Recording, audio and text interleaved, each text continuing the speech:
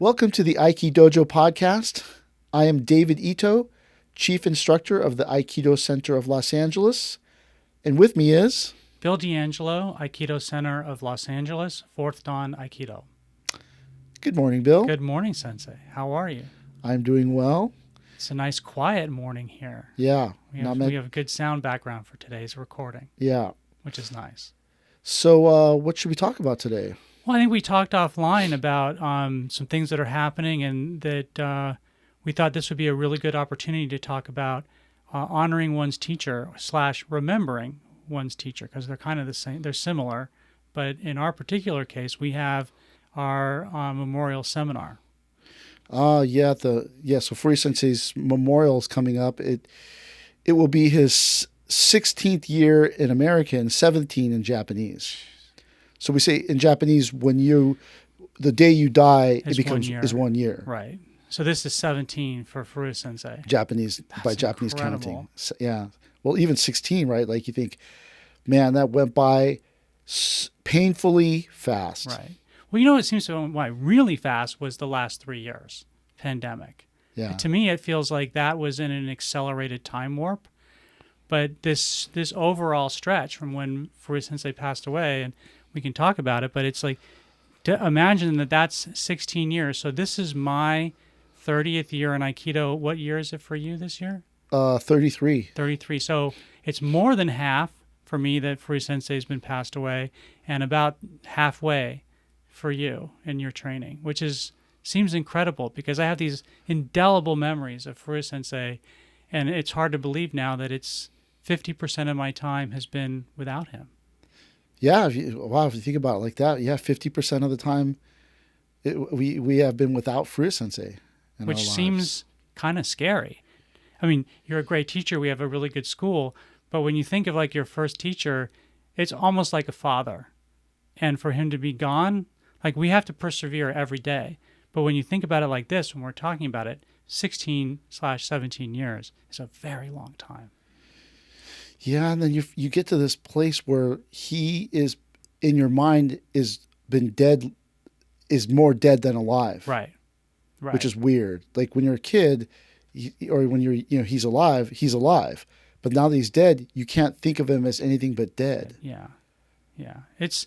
It's funny though, as I still have my strongest memory of Furuya Sensei was my last memory of Furuya Sensei. So we had practice, the weekend practice. I don't know if it was an intensive weekend, but it was Aikido Niaido on Saturday, Aikido Niaido on Sunday. And it was, what was the date that he passed away, Sensei? The 6th. The 6th. So we went for lunch on like a Tuesday or a Wednesday in Larchmont. We went to an Italian restaurant for lunch, but they had a fair. They had like a farmer's market. Mm-hmm. And this is what I remember. I remember how Furuya Sensei, he was, first of all, when we were at lunch and enjoying himself, his mood was very good that couple days before. But I remember he was buying some food at the farmer's market. And I still am, it's an indelible memory of him grabbing the fruit and testing it to see if it was ripe or good. And he was very, very careful, but it was like almost like subliminal. Like he's kind of like testing the fruit, putting one in the bag, putting one back.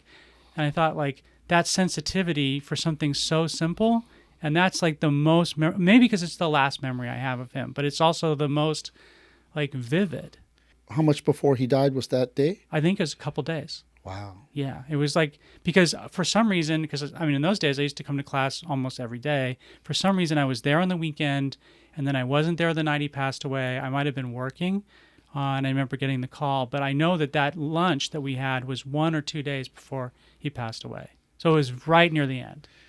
Yeah, and then you have this crazy thing where there's a moment when he was alive, and in the flash, there's a moment where he's no longer alive anymore. Yeah. Well, I remember getting the call. I forget who called me. They're like, you have to get down to County USC Hospital. And I don't think I'd ever been there before. Yeah. So that was really hard. I remember there were a bunch of us at the hospital waiting to see him. He'd already passed away.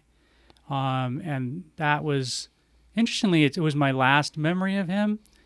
while he was in person, but it's not the one that's most vivid to me. For me, it was him joyously enjoying a lunch. It was a sunny day. We were just wandering through the farmer's market. But like you said, like there's this dividing line when someone in your life passes away, and then that becomes a bright line marker. Yeah, and then that person's just always dead to you. Yeah. You know, like the very last, the day before he died was my 17th year in Aikido. Wow. And then we went to dinner, and, you know, he used to do these long-winded dinners. So we had Korean barbecue first, and then we went and had Korean dumplings. And the whole time during Korean dumplings, I'm like, I got to go home. I got to go home. And when, while we were having Korean dumplings, his doctor called him like at 8 o'clock at night and said, you need to come in for tests on your heart. And then we're like, oh, you better do that. Oh, man. I didn't remember that. And then we went to, from there, he wanted to go to Korean shaved ice. And I was like, no. I'm done. No, it's already like 11 o'clock at night. We got to go home. No. Do you remember the Korean restaurant that you went to? Chosungabi. It was Chosungabi. And then we went, and then all the way home, he was like, let's stop and get chips. Let's stop and get this. Yeah. Let's stop and get ice cream. And I was like, no. Yeah, but he didn't want the time to end. No, he did not want it to end. Yeah. You know, and it was me, Jacob, Mark, T, and Sensei. Did you have any premonition of what was about to happen? There was no like weird feeling or concern. And then that night, I had insomnia. I couldn't go to sleep. And then I went to class, and I never go to class on Tuesdays. It was a Tuesday. And then so I went to class. I had spent the day like with the bee people at Sensei's house. Right. So I came to class. Sensei had lunch with Jacob.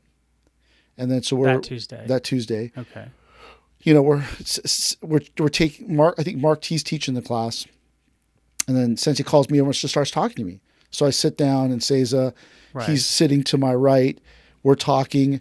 And then he said, James Doy's sitting down talking to us too. And Sensei says, like, I go, oh, the B guy's going to be like $1,000. Or it was some huge amount of money because it was in the wall. And there was a beehive in the wall? Yeah. And oh my God. No one lived there. And so it had spread really far. So it was like, I want to say it was like $1,000. And so I was like telling Sensei, yeah, it's going to be $1,000 and all this stuff. And he laughed it off, right? Well, you know, he was just complaining. And then he said, Jacob, you should just go over there and kill the bees, and then you'll get shodan. And then Jacob said, if I go and kill those bees, no, he said, go there with a bokken and kill the bees, and you'll get shodan. And then Jacob said, if I go there and kill the bees, I'm going to get kneed on. And then Sensei started laughing. You're like, ha, ha, ha, ha. And then he just fell over. Right? He fell over right next to me. And I was kind of like, it wasn't that funny of a joke. Right. And and then he was kind of laying there chuckling while he was, and then I was like, oh, something's wrong. Yeah. And then he just stopped chuckling and and then I started to do CPR. CPR on him. And I think I did CPR on him for 9 minutes. While the ambulance came. Yeah. And then the fireman came in. They hooked him up to this machine, like threw him on the stretcher. Gone. He was gone. And then they took him out. And then as the ambulance is driving away, the guy in the ambulance is pushing on the ceiling and doing chest compressions on Sensei as they're driving away. Oh, man. But I guess they said like he was already dead. Yeah. Yeah. So then, I mean, there was just a huge, huge blur, stress blur that you just having to do all this stuff, call these people, get everybody to the hospital, and see Sensei off. And so I think there's maybe 10 or 20 people there. I can't even remember. There were quite a few people at the hospital. I remember it was pretty traumatic. Like I was not, like I always worried something bad would happen to him. I was always concerned. I think we all were always really concerned. But when I got the call, it didn't seem real. And I got lost when I went to the hospital because I'd never been there before. So I'm like wandering around, can't find the place where we went to see him. But it was like, people talk about like shell shock. To me, I was like numb when I was at the hospital. I was like, I can't, it's like you anticipated something you never wanted to have happen, and then it happens.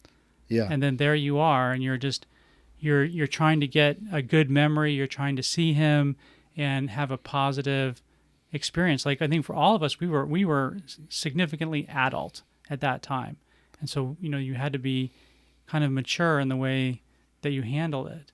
But I remember shock. That was like the feeling that I had was like really like, no, this can't.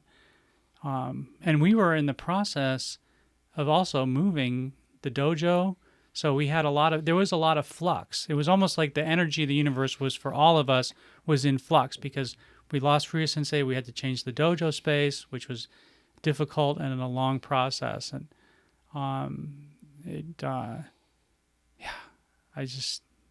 so this just kind of brings us up to the question of like today's topic, remembering Furuya Sensei, but remembering one's teacher.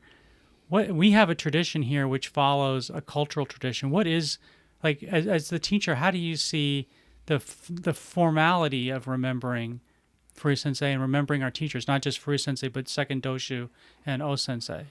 Well, I mean, Furuya Sensei was a Zen Buddhist priest, so he's used to conducting memorial services. So right.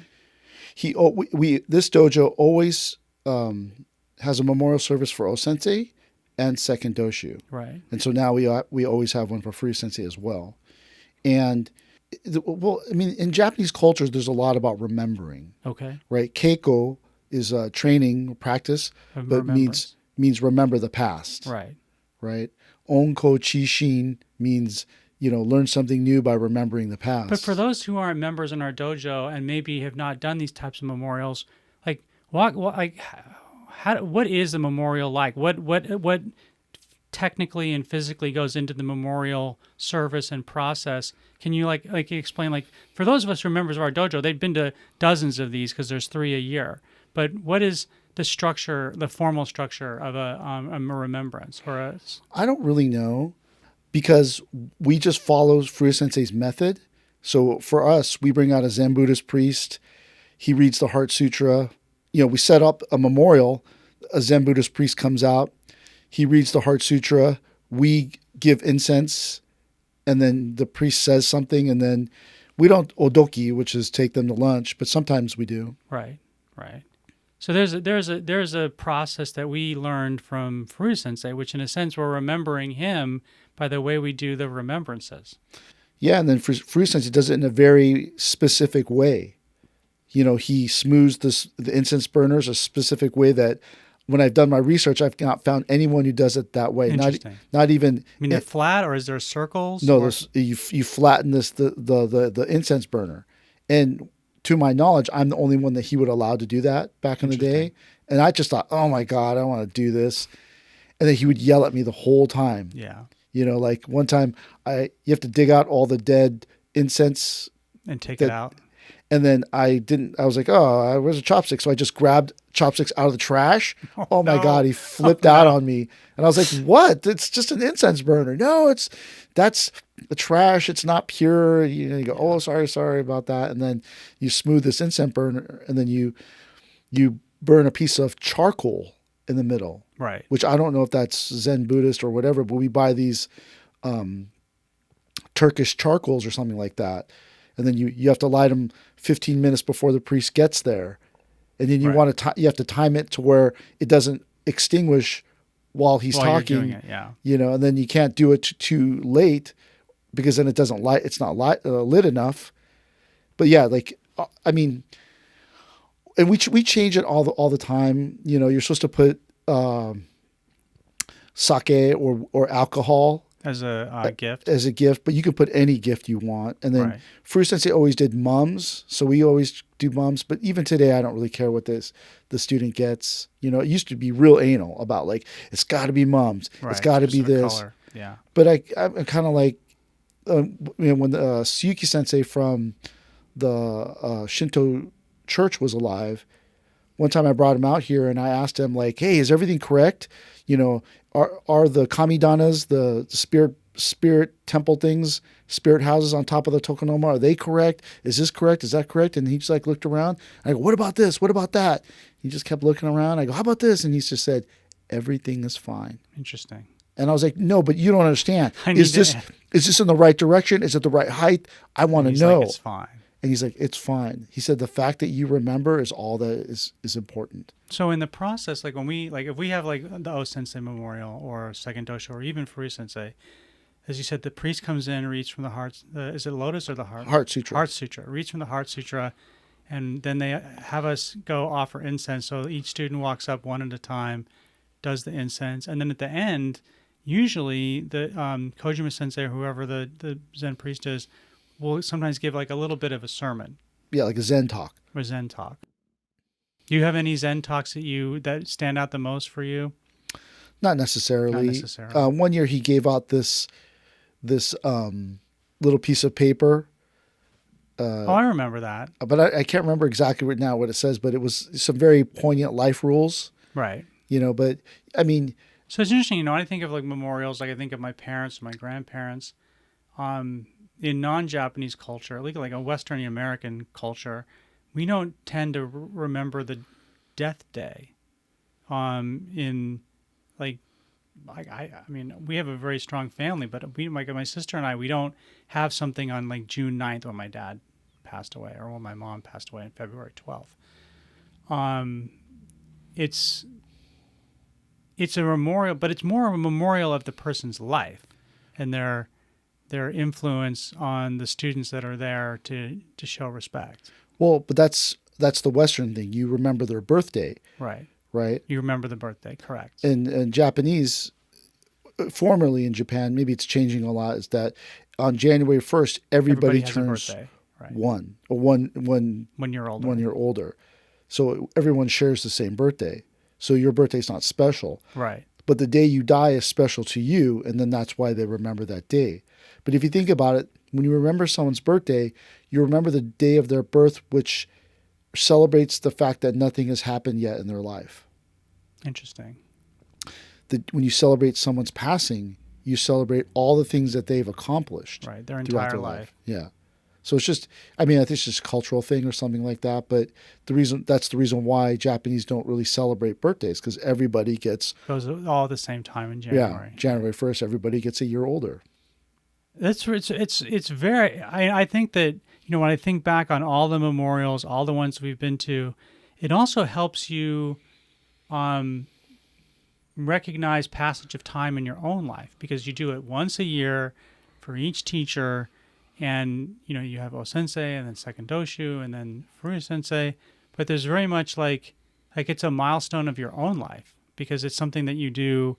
You take the energy to do it, and you do it every year unless you're traveling or you're gone. Otherwise, most of the students do come to the memorials. But that's that hard part. Like, you have to make time to do these memorials. Right. And I have no idea how this dojo is moderately successful, but I think it has something to do with this desire or idea of remembering. Right. That there's a power in remembering. Like, I don't even remember my mom's passing as vividly. I don't do anything to mark it. Right. And I do all this stuff for my own teacher, Second Doshu O Sensei. Maybe that makes me a bad son or something like that. But like you said, as Westerners, we don't really do that. Yeah. It's kind of outside the box. But there's this power in remembering. That's something usually when you talk about the power of remembering, and one of the things that always sticks in my mind is we try to encourage people that were his students to keep training and keep coming and being able to hand down that lineage. But one of the things that I think Furuya Sensei did that is connected to this idea of memory, as you're saying, Keiko is training, is that he had a very conservative, basic style of Aikido. Effective, but very traditional. And he always made the point that one should always study a certain way. And then you, as the chief instructor now, do a very similar thing. Obviously there's some things you do a little bit differently, but we're still in this sort of traditional Furuya Sensei dojo. even though it's clearly your dojo. There's this power, like I said, power in remembering, Right. right? Like if I can't really explain it. Like when you remember, you can activate the power of all these people that are standing behind you. Right. Furuya Sensei, Second Doshu, O Sensei, And all the senior teachers. and all those people, that there's this power that if you don't, like most people, Japanese people today don't do it as much anymore. Right. Everything is squashed into obon, and then you do it all then. You pay a little bit of money to remember that person, and then they make a lantern for them, and then they burn the lantern, right? So everybody, O Sensei, Second Doshu, Furuya Sensei would all be just remembered during obon. Right. But like our dojo is one of the few, if I don't even know if any other dojos do that, to where we have a singular focused memorial service for each teacher. Yeah. To revere that person, because there's this power in remembering. There's this reverence in remembering. Like if someone helped you, how many years would you remember them? 1 year, 2 years, 3 years, 4 years? Hopefully forever. Well, but I mean, how would you mark the occasion every year? And then how many years is enough? 5 years? 1 year? 14 years? Hey, this is taking up too much time. Right. It costs too much money. We don't make any money off doing it. Right. But I mean, it's interesting. Like if you look, especially this last year this year and last year, we often get a significant number of students that aren't currently training that still come back for the memorials, which I think is really amazing. Well, it is a testament to Furuya Sensei that these people still come back. Right. Because the ones that are coming back aren't my students. Right. They're originally Furuya Sensei students. But that's the thing, is that in order for you to utilize the knowledge that you gain from training with your teacher, you have to be in the game. Right. So the least you can do is come once a year. Right. Because it's really interesting. The people that trained with us way back in the day that stopped training, they turn into horrible people. One person I saw was disbarred. One person I saw was in jail. No, 2 lawyers I saw were disbarred. Jeez. And one person's in jail. Because you have the continuity of training. Yeah, because this training keeps you on the straight and narrow. Yeah. And so for this person who doesn't remember their teacher, how quickly... There's no boundaries. Well, not that there's no boundaries. How quickly will you forget the teachings when you don't remember the teacher? Right. It's a good point. It's a very good point. Like there's this part in Jiro Dreams of Sushi where they're talking to, one of Jiro's former students, that when in his sushi bar style is that once you become a certain level, he kicks you out. Right, you have to leave. And he says, never come back. You're on your own. Right. And they interviewed one of the students, one of the former disciples, and he said that he still never sleeps with his feet in his teacher's direction. Oh, wow. And you go, wow, that type of thing. But how many times, how reverent will you be in 14, 15, 16, 20 years? Do you know what my goal is? No, what? My goal, and this is weird, is to live to be 100 years old. Okay. Because when I'm 100 years old, O-Sensei, we will have been able to celebrate O-Sensei's 100th passing. Wow. The 100-year anniversary. That's my goal, to live long enough to do that. So that no one else would be doing that. Right. No one will have, 14, 15, 16, 22, 28, 48, 100. Right. Not because it's a competition or anything like that, but it's a testament. It's a milestone. It's a testament. Yeah. To how strongly you remember your teachers. It's like today, we go, oh yeah, that O-Sensei guy. Or some people go, oh, Saito Sensei was the real O-Sensei. You think, okay, I mean, that's up to you, right? But like, to remember, right? And then some of these people have these convoluted stories about their teachers. Like they only see the surface, so they can't see anything behind the teacher. Right. Right? You have to be able to see every aspect of the teacher, for it to really be we a were teacher. lucky, Sensei. I think about it. Like we were lucky, but it didn't feel lucky a lot of the time at the moment it was happening. But Furuya Sensei, because he wasn't married, didn't have any children, in a sense, we were all like his family. And I remember, you and I have spoken about this offline many times about how, you'd be finishing class and he's like, who's going to dinner with me? And like half the time you've got work to do or you've got something to do with your own family. And so you end up going and then you're there, like earlier story today, you're there, multiple restaurants, multiple places. We all have those memories of Sensei. But if he hadn't been that, it seemed difficult many of the times, but in a way he was being extra generous as a teacher by sharing all that extra time. And now that's like it's like being in a bank. Like that's money in the bank. It's invested capital for you as a student and for you as a teacher to have all that experience. I don't have it. You know why? Because I thought Furuya Sensei hated me up until the moment, even that when he died. And that every day, every night he would say, oh, do you want to have dinner? I would say no. Right. And then I go, do you want me to pick you up dinner? And then I had my network that I could activate and pick up his dinner because you'd have to drive in Little Tokyo, find parking, grab his food, and then take it to him. Yeah. And like I would always tell him no because I thought he hated me. I look back now and I go, man, I wish I would have went to dinner with him. But I thought, again, like I thought he hated me. And like, why would you go to dinner with this person who hates you and have to sit there and feel that? Yeah. And then. But it wasn't true, though. He didn't hate you. We don't know that. I don't think he did. Well, it would of course, you're right. No one knows for sure what another person thinks. But I like to think that he did not. Yeah. I just misunderstood him. But the thing is that I would say, oh, let me go pick you up dinner. And then I would go buy him dinner and drop it off and run out of there because the thing is I was a personal trainer. Yeah, you need to be up early. My first appointment was 5 a.m. Yeah, you can't be out late. And so I didn't want to stay out all night long with Sensei going to Korean barbecue, Korean dumplings, Korean shaved ice, coffee, and then stop by 7-Eleven and pick up groceries. And you're like, oh, dude, like it's like 2 o'clock in the morning. Yeah. But like I feel bad and like. In the same sense, Christmas, Thanksgiving, he would make me come have a meal with him, and I always like okay, I'll do lunch. I'll do early. Negotiate with him. Yeah, I wouldn't do because I had to go to my own family's thing. Right. And I feel bad now that I just run out the door. And that like one year we were going to go to the pantry.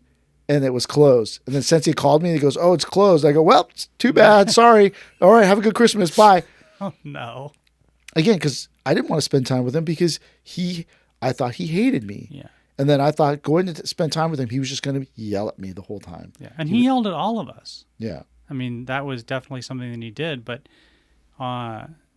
it's interesting as I think about when you talk about remembering our teacher, like one of the things that pops in my mind is that he made all these videos. And most of us that were his students at some point got from you or someone else all the videos. Now they're available on the cloud. But I remember, we'd have them on your thumb drive or on your laptop. And it's now we have a lot of content. You have a lot of content on the dojo. But when he was around, there was no social media. So those videos had a lot of currency because there really was no other way to like once he passed away, if you wanted to see his Aikido, you had to go to the video. You had to go to the tape. Yeah. And then the tapes were 12 years old when he died. Yeah. Right. So some of those things he doesn't even do it that way anymore. Right. But like that's the hard part. If people don't remember their teachers, their friends, their parents, and all these things, they say, those who don't remember the history are doomed to repeat it. Yeah. And so you don't want to, we are all standing on the shoulder of giants. And so you want to remember Sensei. I want to remember Sensei because he really did change my life. Now that I look back all these years, 33 years later, he really did change my life. And right. like, I do this job not for the pay because the pay is $0, but I do it because I had this conversation with a teacher this morning over breakfast, which is can everybody be redeemed? And I truly think so. Yeah. It's not impossible. It's just improbable. It's difficult. But like, I really in my heart, I hold out hope. There are people that were formerly of this dojo. Every day I go, man, I wish that person would come back. Right. Man, I wish that person would let it go. Right. But like, it's just improbable. Right. But unlikely to happen, but it could. But I hold out. And I used to, in acupuncture school, they used to always say this statement, which I would roll my eyes at, which is, I'm holding space for you, Bill. Mm-hmm. I'm creating the space for healing. And I'd be like, what the hell does that mean? Right. But today I go, oh, yeah, it's just the hope. I hold out hope that my friends from the old days will come back and let it go. I hold out hope that my students that left in a huff will come back and change. At some point. Because it's not me. I'm not changing them. It's the training which changes them. But I hope that it would change them so that they could have a more healthy, fruitful, successful, happy life. Right. That they don't have, or seemingly don't have.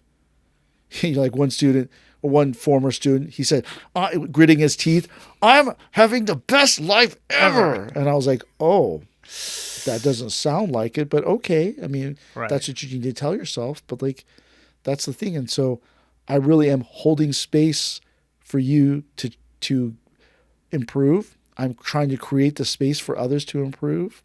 So, one of the things that pops to my mind as you're walking us through that is that remembering is also a form of gratitude. I have not thought about it like that, but yeah.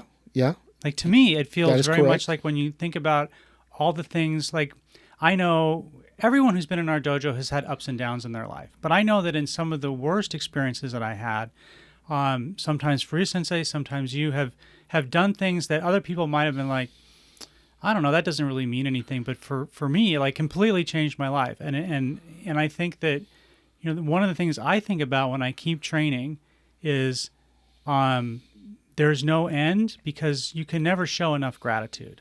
People do things for you. They help you get through the hardest times in your life. And it's, we're very lucky. I mean, there's like, you used to be a trainer, but think about this, like, most people don't think of like going to the gym as something that they have a lot of gratitude about. I mean, some gyms have community, but most of them, it's not really like that. But what we have here is it's a real community, and everyone does things for other people, including the teachers really lay it out for the students. And I think that, at least from my perspective, whenever I'm like, I don't think I'm going to make it to training, I'm like, oh, but, my teacher did this for me, or my teacher did that. And then you think, I've got to be respectful, and I've got to be full of gratitude. And it's a happy thing. It's not like it's a burden, but it helps me energize, for practice. Well, that is a very good point.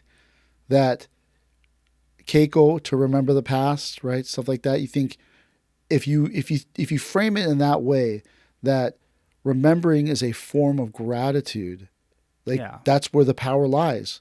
All the power. If you want to become immensely powerful, you just need two things: gratitude and appreciation. And if you can show gratitude by remembering your teacher, you can gain that power from those lessons. Absolutely. That is completely true. But if you don't remember, you're apt to forget the lessons. I mean, it's very similar to the structure of friendship, where, and when I think of like friendship, like having grown up in a very large family but with a lot of close friends, like two things I think of when it comes to me for friendship. One is loyalty, and the second one is gratitude. And those are very similar to the structure one has in a really well-functioning dojo with caring, dedicated teachers and hardworking students, is this sense of loyalty and sense of gratitude. And I think like of all the memorials that we do, it's a restatement of your loyalty to those teachers who took the time and energy to be available to teach you. Well, yeah, and then how many years is it okay to not remember? 5, 15, 50, 42? I don't know. But one. But that's the hard part. Like when Furuya Sensei passed away, there were all these people that held memorial services at their schools, homes, and whatnot. Right, for the first time. For the first time. 1 year, first time. 2 years, a few. 3 years, 5 years. Today, just 2. Aikido Center Los Angeles, Kodokai Dojo. Right. But all these people that claim Furuya Sensei as their teacher, they don't even do it anymore. Right. And then you lose your power. You lose your that extra, connection to the universe because you don't remember anymore. Right. Have you noticed? I was thinking about this. I had 2 thoughts. One was, it's a really good, maybe a good way for us to divert and talk a little bit about the seminar that's coming up. But I hadn't, my list of questions I wanted to ask you on this topic was, have you noticed anything change or be different in the way we do memorials or the way you experience the memorial since we've been doing them since Furuya Sensei passed away? Have you changed the way you do it, changed the way you think about it? Well, I changed the way I do them because Furuya Sensei did all the memorials out of our little Butsudan room. Mm-hmm.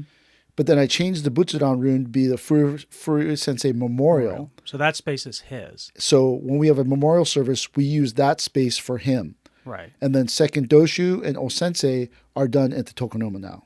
Okay. So that Furuya Sensei can have it's exclusively for him. So I have a question on that. So when you enter our dojo and you bow to the Shomen wall, they're the 3 gold tablets. For people who aren't familiar with what those are, what is the tradition behind the memorial tablets and why are they in gold and the way they're done? Is there some specifics behind that, or are we just following what Furuya Sensei did? You're just following what Furuya Sensei did. The middle one is O-Sensei. So it's on a little bit of a riser, so it could because he's the first teacher. He's held higher esteem, and then on one side is second Doshu, and on the other side is Furuya Sensei, and then they're called Ihai memorial tablets, and the front has their Buddhist name, and then the back is black. So the front is gold with blue lettering, and the back is black with gold lettering, and the back has their given names. And the day they passed away. I think their birthdays and maybe the day they passed away. Okay. And you're not supposed to touch them with your bare hands. So you always have to touch them with a cloth. Yeah. And how do I know that? Well, the priest never touched it with his hands. Right. And when I was a little kid, my mom used to always put a leaf in her lips so she wouldn't breathe into that space. But we don't do that crazy stuff. Wow. But, here upstairs in the office, Furuya Sensei has another shrine. Right. And then we always put out an offering, osonae, for him. To remember him. So Mike brings donuts. Whenever my kids make a dessert, I always bring one. A little piece. Whenever Maria makes something, she brings. So again, it's remembering your teacher. Right. Continual remembrance. Yeah, that remembrance, that giving thanks, so that you can utilize that spiritual capital that Furuya Sensei talked about in your own life. But if you forget, you don't have access to it anymore. You don't come here. Honestly, it falls out of your mind, and then here you are getting disbarred or going to jail.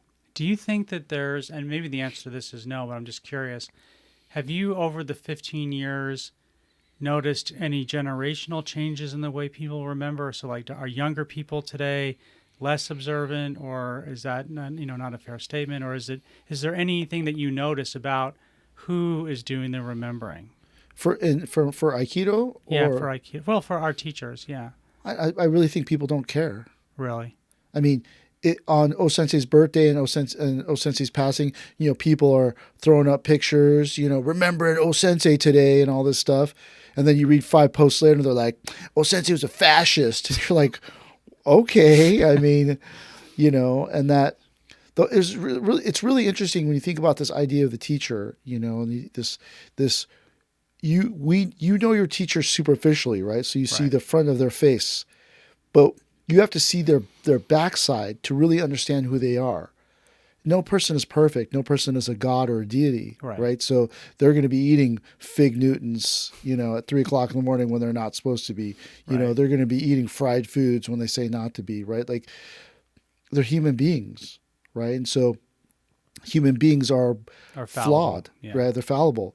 We are both saints and sinners, and so you have to see your teacher as a human being, right? So goods and bads, saints and sinners, mistakes, Which leads to acceptance. right? Because you have to think they have taken on the difficult job of changing you. Right. And so the least you can do is remember them on the day of their passing. Once a year. Once a year. Yeah. And that's something Sensei used to say. The least you could do in your busy lives is remember second dosho or Sensei on their day. That's the Right. least you can do. Right. You should probably do more, but that's the least you can do. Right. And that, trying to remember, not to forget the past, because when we forget the past, arrogance comes in, Right. ego comes in. Right. You think, oh, I became good all on my own. I was about to say all by myself. Yeah. You didn't do anything. But we're all standing on the shoulder of giants, right?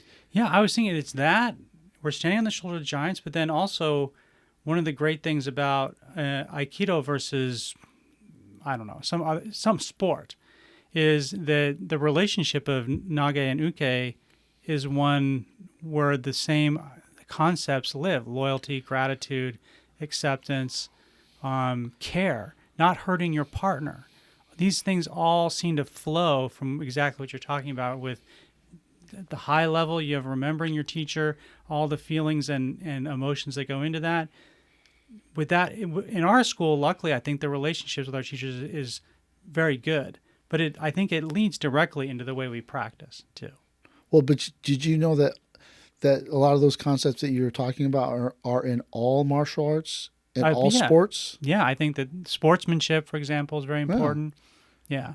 There's But a lot of times we don't see that in professional sports because there's a lot of ego on display, a lot of money. Right. And so the things that we were just talking about, they get pushed, they're not as popular with the media. Yeah, that's the thing, is that like there's an unwritten rule that you never end someone's career in sports. Right. Right? That's revering your opponent, and that you're not supposed to be cheating, you're not supposed to be doing these things.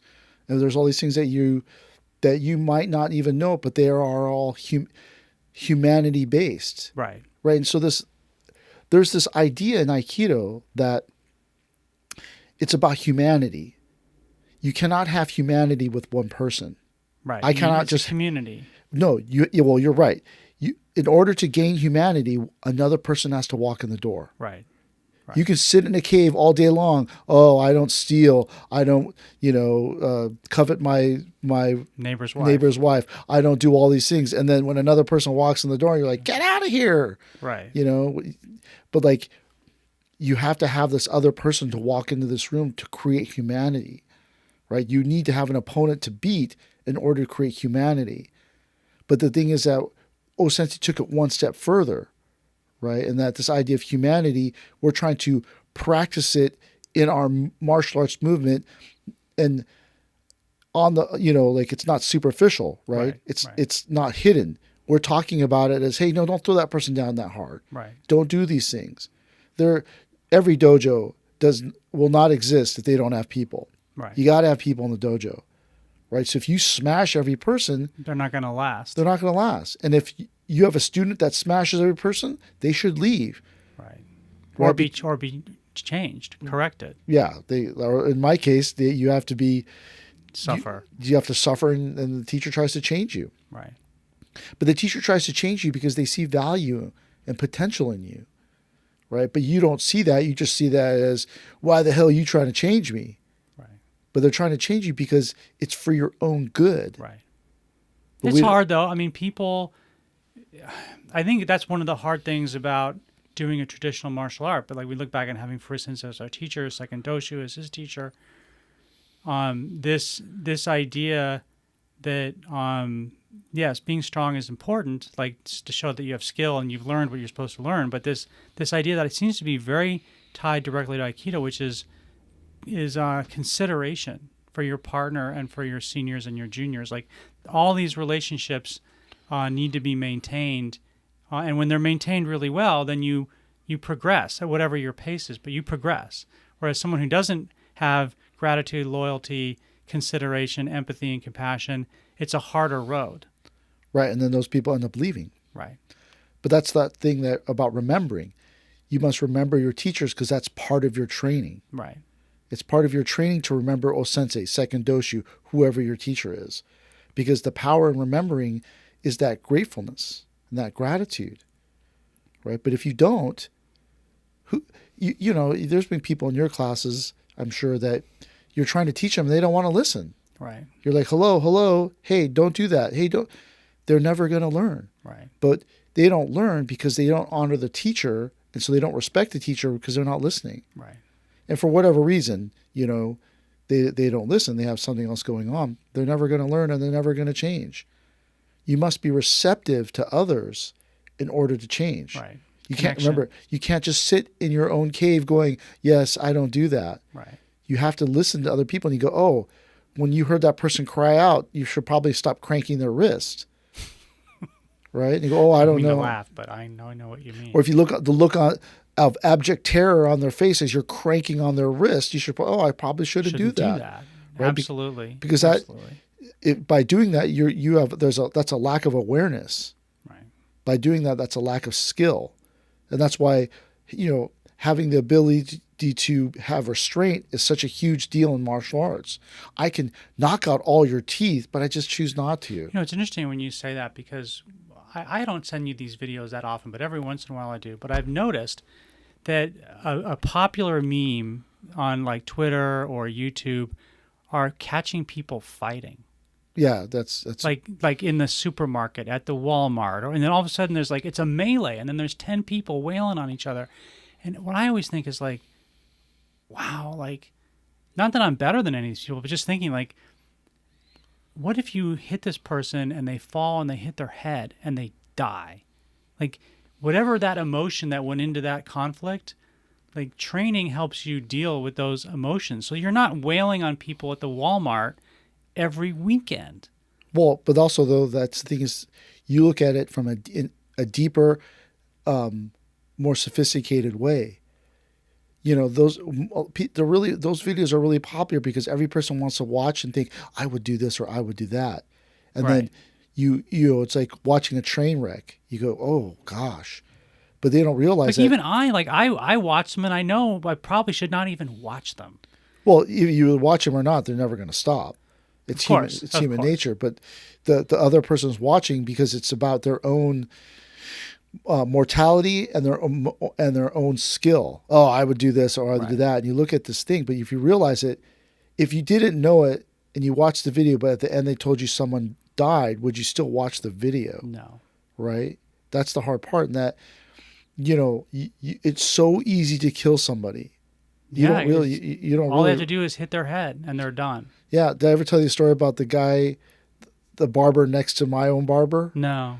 So I used to at least I don't remember. You tell me again. When I used to have a hairstyle, other than the one I have today, I used to go to this barber, and the guy next to the barber chair next to his was this huge guy. He was probably 6'4", really tall Caucasian guy.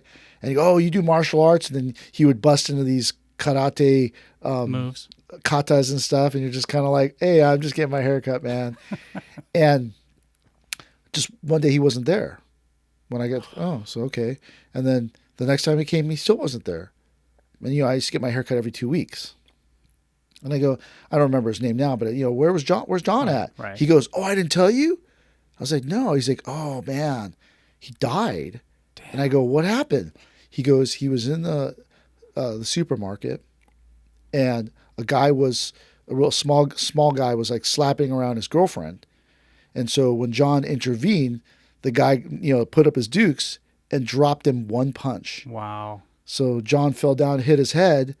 They went on their own ways, went home, went to sleep, and didn't wake up. Oh my God. Right? Had head trauma. and he was gone. It's interesting that that's the story you told, because the thing I was thinking is, there's two things I think when I watch those videos. Like, one, you never know how it's going to turn out. Once you start violence, you have to assume it could go all the way and end poorly. But the other thing that I thought of, and you just brought it up, is a lot of these videos that you watch, people are just standing around while someone's getting wailed on. Yeah. And you're like, hey, if you all grab that guy, you can stop him. But it's like, because it's like when the camera's there, people are, like, I've seen videos of fights going on and there's 4 people filming. Yeah. And no one's like, hey, stop, don't hurt this person. Don't. And you're right. Like one of the dangers of intervening is you yourself could get significantly hurt. But this idea that we don't care about our fellow man, and like we want to, reenact the car crash where everyone's looking at the car crash, people are getting hurt, and we're not showing consideration for them. We're not calling the police, we're not calling 911, or for trained martial artists intervening and helping people. Well, why don't you fight people in Walmart? I mean, I don't think I would have fought someone in Walmart because my parents were like, that's not the way that you behave or treat people. Right. So I can't fight people in Walmart because my teacher would have gotten upset. Yeah, you'd be in big trouble. And then he would have beat me up, or I would have gotten in trouble. Right? My teacher is no longer here, but I still don't fight people in Walmart. Right.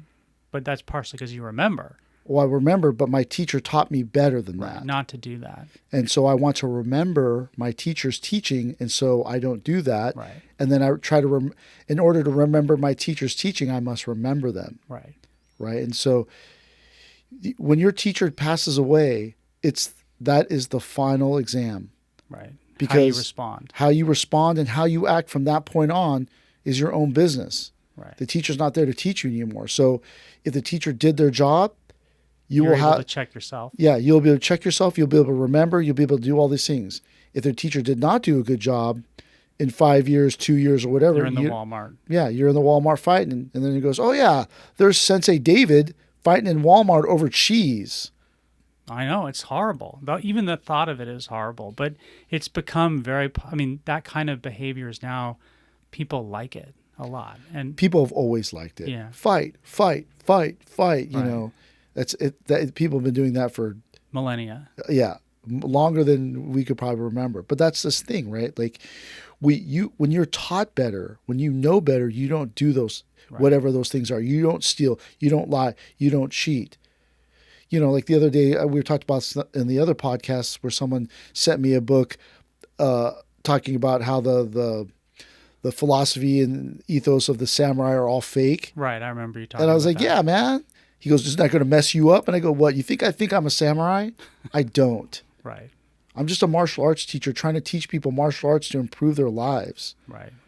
I'm not trying to make you a killer. I would hope that you could, protect yourself, but I'm not making people into killers. Right. Right. That's not my job. My job is to teach you how to use Aikido as a vehicle to improve your life. Yeah. And so when you're out there fighting someone in the street, I did not do my job. Right. And then if you are, I might have done my job, but you have forgotten the way. Right.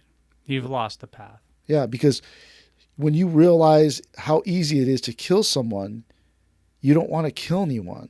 No. When you realize the tenuousness of life, you go, man, how many summers you got left in your life?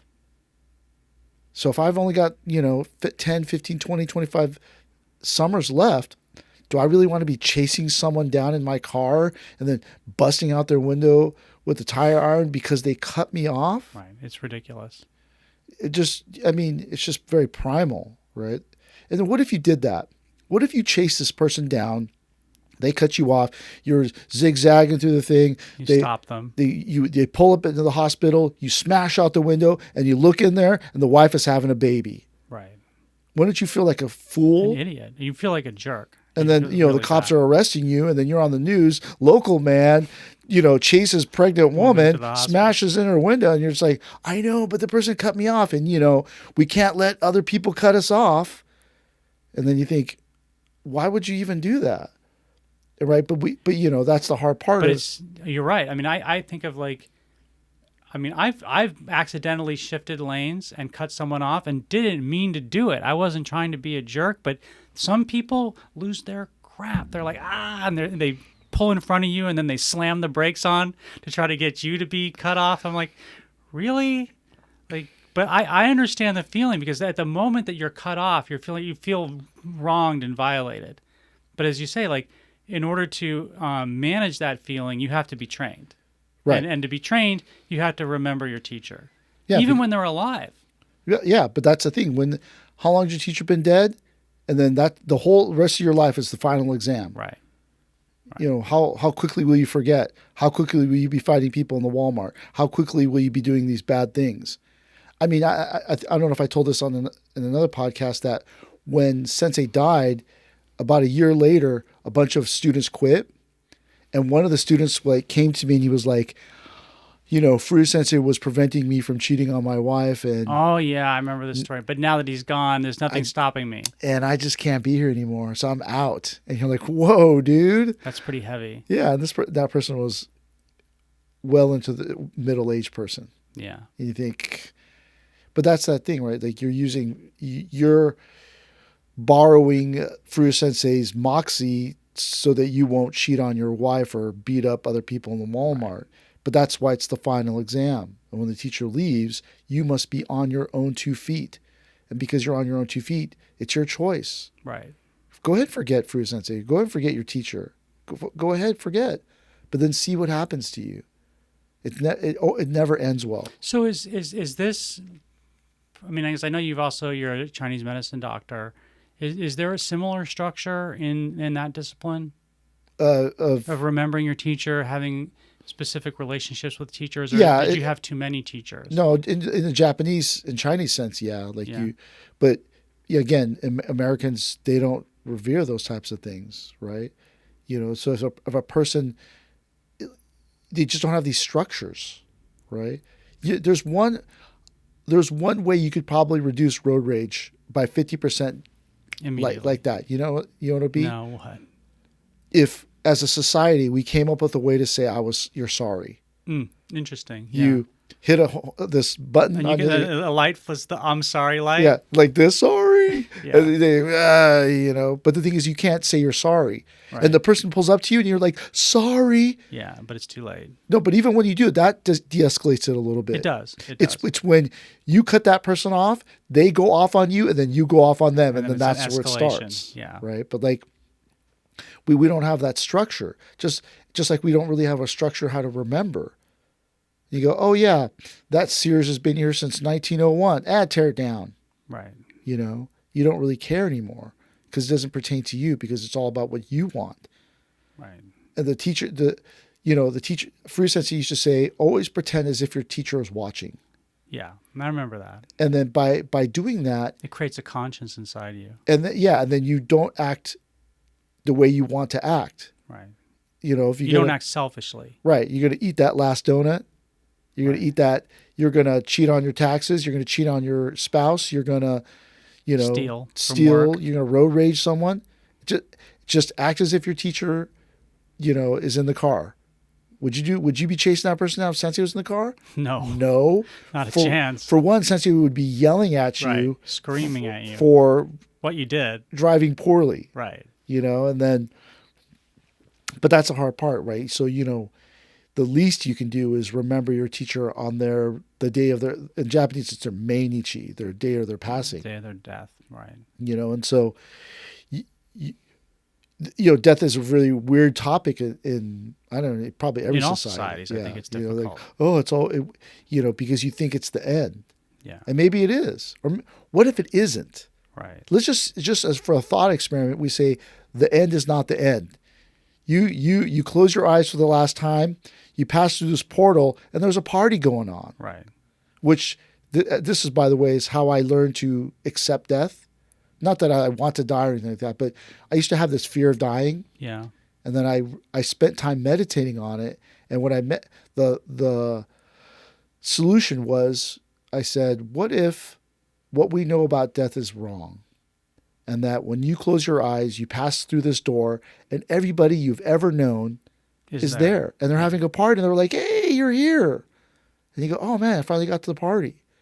As opposed to, I'll be alone, all these things, and you fear death. But by thinking about it in that sense, it brought me to a certain sense of ease. But so let's just say we use that, right? You think this is the end. You close your eyes and you get there and everybody's waiting. And Sensei goes, "What were you thinking? Your 2012 taxes? Really? Lie. Bill, what were you doing when you crashed into that person's car and then left someone else's business card? What were you thinking?" And you're like, you'd be in trouble, right? Yeah. Because you failed the final exam. So if you really think about it in that sense, right? Like, by remembering, I remember my teacher, and it forces me to act respectfully. And then when I got through that door, everyone said, "You did it. You passed the test." It's interesting. One of the things that I remember being very liberating about Furuya Sensei as a Zen, and I'm not a Zen student, but I was his student, and I remember he said something to me that I think might have been a Soto Zen analysis of morality, and he said, and I think I read it in the Shobogenzo, but he said, "Look, Bill, you should do the right thing because it's the right thing. You should not do the wrong thing because it's the wrong thing. But don't think of a reward or a punishment, because then you're just really gaming the system rather than doing things because they're correct and not doing things because they're incorrect." So I agree. I mean, what you just laid out is a liberating way of looking at things. But I remember for me, what was liberating was I didn't have to create a universe full of demons and angels and gods and all these things to tell me what the right thing was or the wrong. I didn't have to fear like Catholic punishment. I had to you do the right thing. This is what your teacher says. This is the right thing. Don't do the wrong thing. And then don't try to game the system. Which I always found that to be very liberating. I mean, my parents weren't super religious, so I wasn't raised like I was going to go to hell. But I do remember when I was young that I thought I was going to go to hell. And my parents didn't teach me that. I don't know where I got it from. But I remember Furuya Sensei saying to me, "Bill, do the right thing. Just do the right thing. Don't do the wrong thing." And, it's a vivid memory enough so that when I'm like even stupid little things like you throw something in the garbage can and it misses and there's no one looking, you could just be like, and walk away. But like when I throw and miss the garbage can now, I'm like, if he saw me miss the garbage can and I didn't put it in the garbage can, that you'd get screamed at. Well, yeah, but that you've been conditioned to act a certain way. Right. Like in a dojo, we do not throw anything. Right. We don't run. We don't throw. Yeah. We don't carry a sword a certain way. We don't throw things. We don't run. And so, like you become, that becomes your the way you live your life. Right. Right. So when you go someplace, that training just comes out. Right. You go someplace and they say, "Oh, just throw it to me," and you hand it to them. They go, "Why don't you throw it?" You go, "Well, I just don't do that." Right. And they go, "Wow, you're so well trained." But who trained you? Your mom, your dad, and your teachers. Right. And so when you think about this idea of remembering and this idea of showing gratitude toward your teacher, all these things come about by just remembering your teacher. And that's, I think, what's one of the great things about Furuya Sensei's memorial seminar is we get to do Aikido as a form of remembrance. Like 3 days, extra classes, more work than you normally would do. You suffer a little bit to show respect. I don't know if it's suffering. Maybe it's not suffering, but you maybe suffering is not the right word. Sacrifice, or you use the energy of your body as currency for remembrance. Like you go and I think of in the typical Aikido class, maybe you get up and you fall down and get up maybe 100 times, maybe a little bit less, maybe a little bit more, but it's a lot. And that energy that you're expending is part of your sincerity as a student. This idea of remembering is what Sensei called spiritual capital. Right. It's ephemeral. You have to feed into it. Keep using it. And you can draw from it, but it expires. Right. Right? It goes bad. And so you have to constantly be putting in this spiritual capital, and by remembering, you're putting spiritual capital in the bank. And then you can take it out if you need it. Yeah. It just expires after 90 days or a year or something like that. But that's the power of remembering. And that's why we remember our teachers and their sacrifices. What do you think is the hardest part about remembering? Is it just doing it itself? Is it just showing up? What do you think is why people let things slide? That I don't know if it's that, but the hardest part for me is that every year you wonder how many people are going to forget. Right. How many people are not going to show up? How many of the new students who don't know Furuya Sensei are just not going to come? Right. They're going to see how it costs $100 and go, forget that. Right. I'm not coming to that seminar. We have to drive, 30 minutes from here and go do all this stuff. I'm not going to do that. Right. And then I go, oh, but that's just my own thing. Because again, every year, less and less people remember. Like I said, there were a bunch of people that did Furuya Sensei memorial services, but today, 16 years later, it's just us in the Salamanca dojo, nobody else. And I go, whoa, I wonder if Santiago Sensei is going to stop doing it. But then you hope that he is as loyal as I am. Right. And he'll keep doing it. And he'll keep doing it and doing it, because the power comes when you're doing it even though you can't.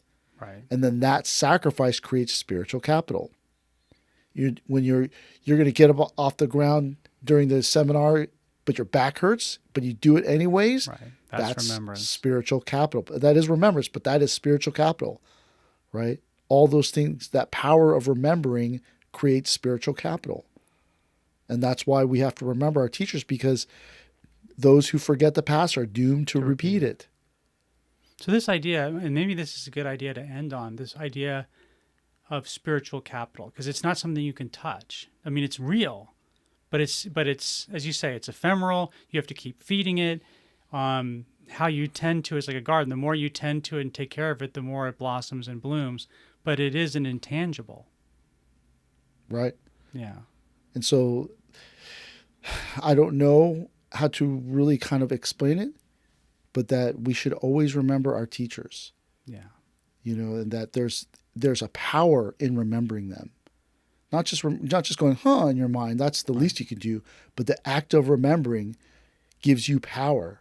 And I really don't know how to explain it more than that. Yeah. Thank you for watching. And don't forget to like and subscribe to this podcast. Thank you very much.